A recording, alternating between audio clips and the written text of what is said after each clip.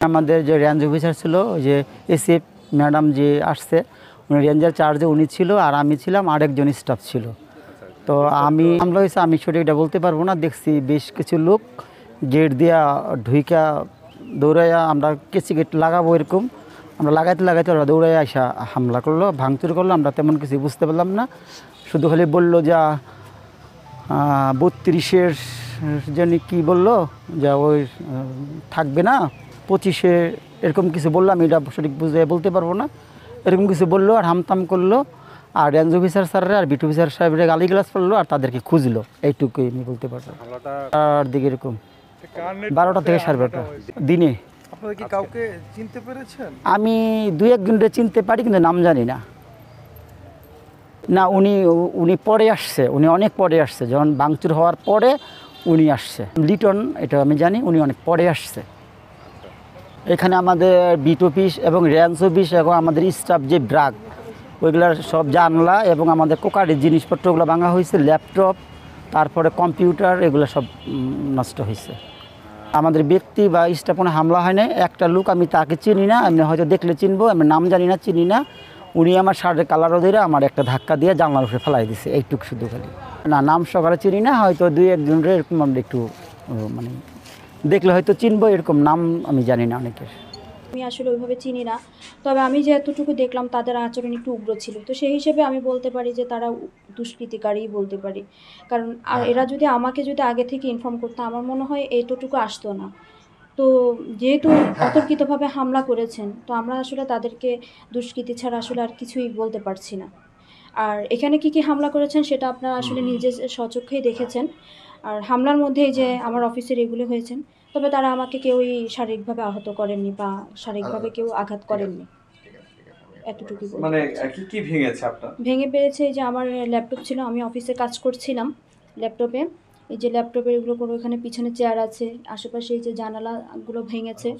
তারপরে ওই রুমটাও কি রাসেল করেছে, কিছু কিছু ভেঙেছে।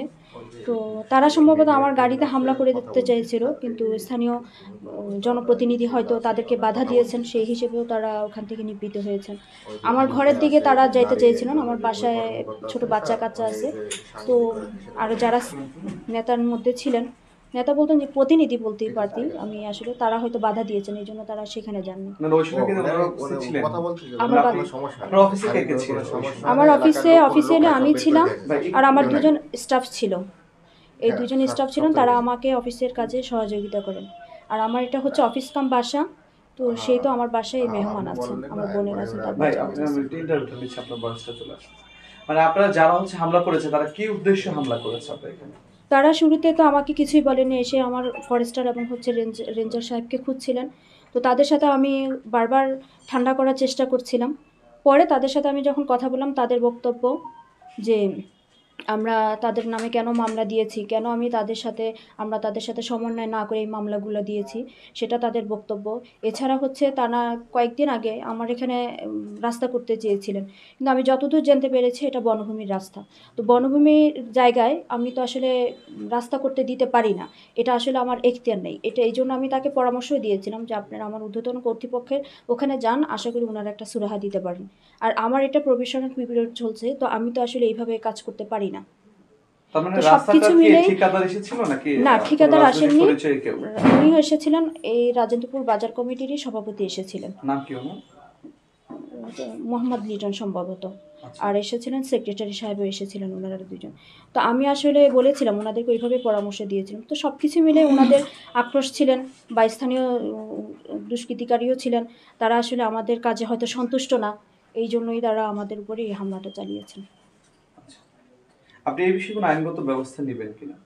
আইনগত ব্যবস্থা বলতে, যেহেতু একটা সরকারি অফিস হামলা করেছে, রাষ্ট্রকে আসলে এভাবে আঘাত করেছে, তো সেই ক্ষেত্রে আমাদের যে শ্রীপুর থানার ওসি মহোদয় আছেন, তারা যদি এ ব্যাপারে কোনো ব্যবস্থা নিতে পারেন, এটা তো আসলে একটা আইনগত প্রক্রিয়াতেও তো যাওয়া দরকার বা যাওয়া উচিত বলে আমি মনে করি।